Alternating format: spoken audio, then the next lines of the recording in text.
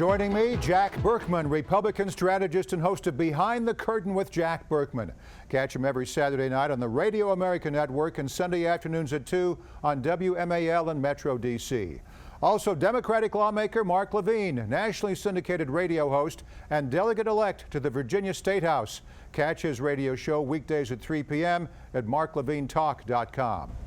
Republican presidential candidate Donald Trump is pulling out all the stops against rival Ben Carson, releasing this Instagram ad. I had a large camping knife and I tried to stab him in the abdomen. What? Does it fit with the guy who you knew? No.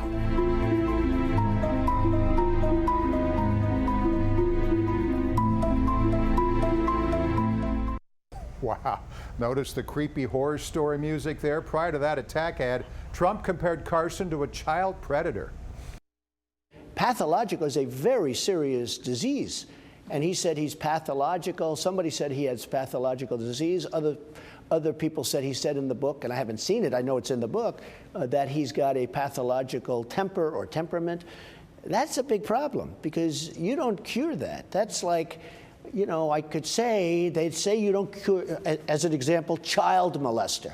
You don't cure these people. Wait, there's more. Now Trump is criticizing the people of Iowa for letting Carson gain in the polls. How stupid are the people of Iowa? How stupid are the people of the country to believe this crap?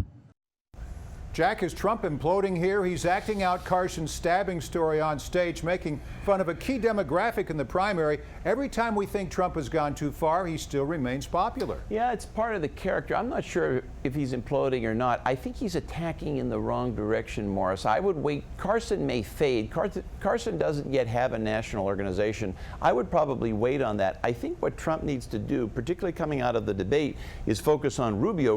Rubio has now become the establishment figure, supplanting Jeb Bush entirely. If I were Trump, I would train the guns on Rubio. I would let the media do the attacking on Ben Carson, and I would wait until January to start hitting Ben Carson, seeing if he's still in the lead. Spoken like a true political strategist. Mark, what do you make of this infighting between the candidates? Does it make your party's job easier, I would think? I think it does. I mean, Ben Carson's story is pretty strange, let's face it. I think it's a story of violence and redemption that might appeal to some of his evangelical audience or people who want to believe that black men are violent but they can be made nonviolent. It's a very weird story. It doesn't ring true, and I think Donald Trump is hitting on that. But I do agree with Jack that his main problem is Rubio, not Carson. Trump is also doubling down on his immigration plan, calling for a deportation force. When challenged about the feasibility of his plan, he touted President Eisenhower's controversial racially charged program. Let me just tell you that Dwight Eisenhower, good president, great president, people liked him. I like Ike, right? The expression, I like Ike.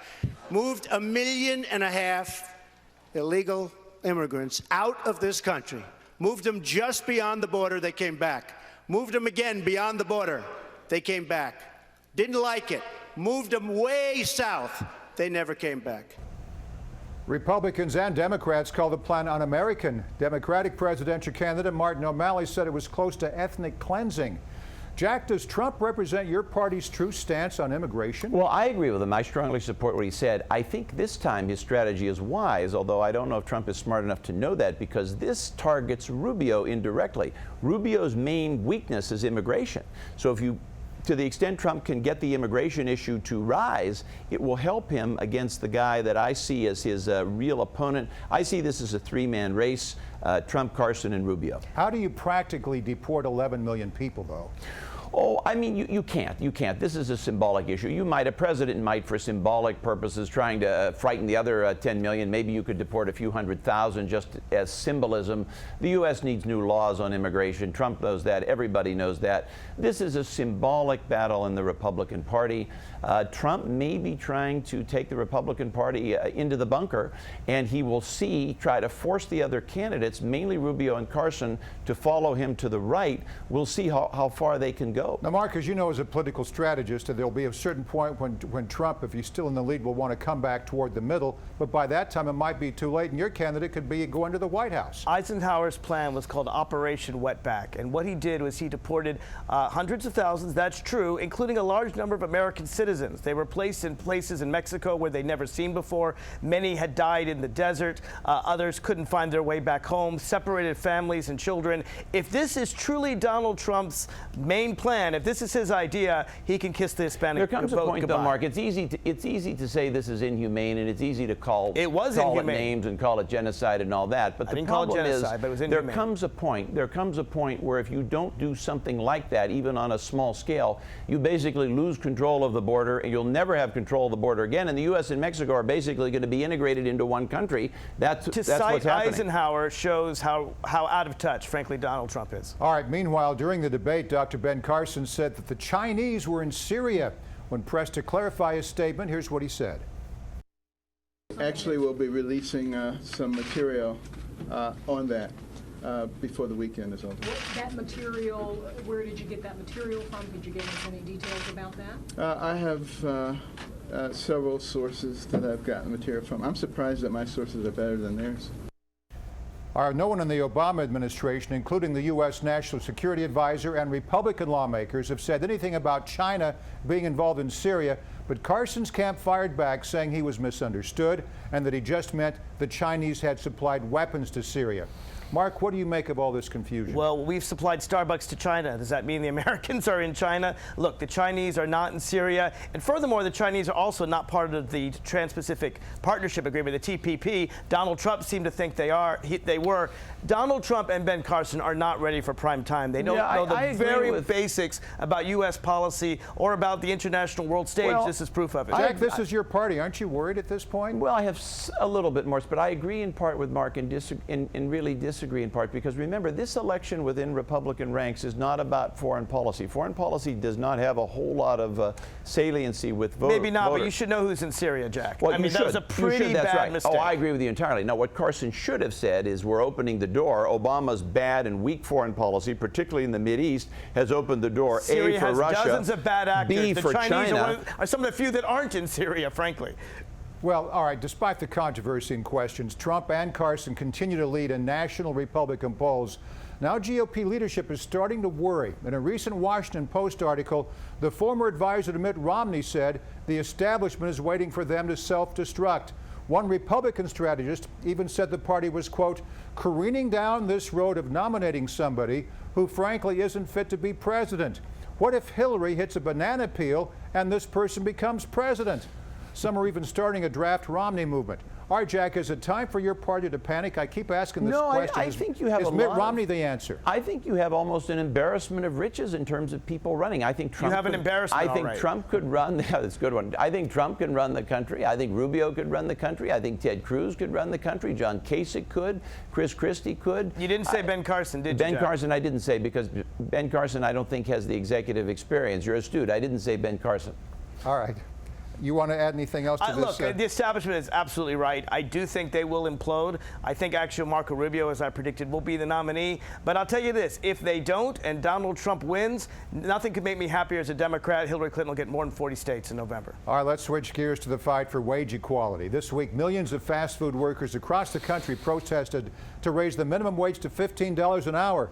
Democratic presidential candidate Bernie Sanders was on hand to support the movement, but the same night, Donald Trump said wages are too high.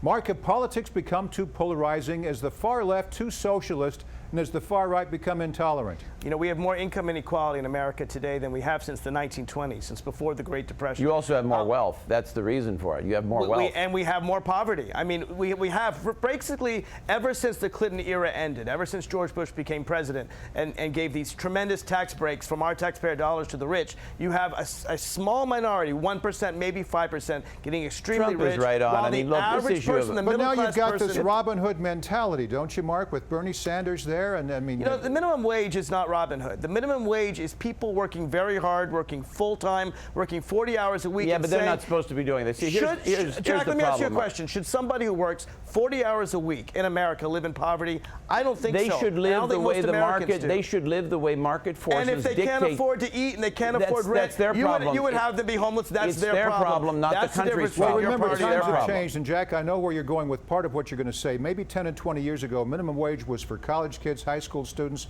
working at Wendy's and McDonald's, but now it's become full-time work for people that require three or four minimum wage jobs. Things have changed, Jack. They've changed, but the government can't get into the business of de facto backdoor welfare. You have to understand the pressure on small business. We've had a minimum wage for 50 With years, Obama, Jack. It's hardly starting now. Taxes have gone up. The top two brackets have skyrocketed under Obama. More than that, you've got health care. Anybody over 50 employees faces a nightmare.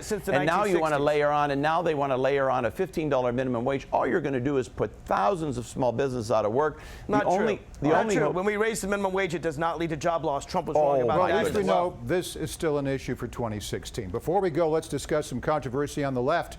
Hillary Clinton took questions during a campaign stop, and the topic of Carly Fiorina came up. That's not growing a company when you absorb two other companies. And then she laid off over 40,000 people. And she says she's a great CEO. Every time I see her on TV, I want to reach through and strangle her. You know, I know that doesn't sound very nice, but... And I wouldn't mess with you. Many critics said it was wrong of Hillary to laugh at comments about strangling a political rival, especially a woman. Republicans pointed to a double standard in the media treatment, saying if Trump had done it, this would have been front page news. Jack, what do you make of it? Is there a double standard here, or is this much ado about nothing? There's certainly a double standard on gender and race. There's no question about it. I, however, do not think this is evidence of that. I don't think she was meaning to say that. So in this instance, and this might be the only time you'll hear this in 5 years, Morris, I will defend Hillary. I think it's much ado about nothing. All right, we've got some agreement. Mark, what about you? It's just an expression. Sometimes Jack says things that make me want to strangle him. But I assure you, Jack, I will never put my hands around your neck. And I've never wanted to strangle you, Mark. And that guy will never do it to Carly Fiorina. No, it's just an expression. All right, after the show, we're all going to hug, and it'll be fine. Right. Jack Burkman, Republican strategist, Mark Levine, Democratic strategist, the best political panel on TV. Thanks to you both. Thank you, Morris. Thanks, Morris. Thank you, Mark. Jack.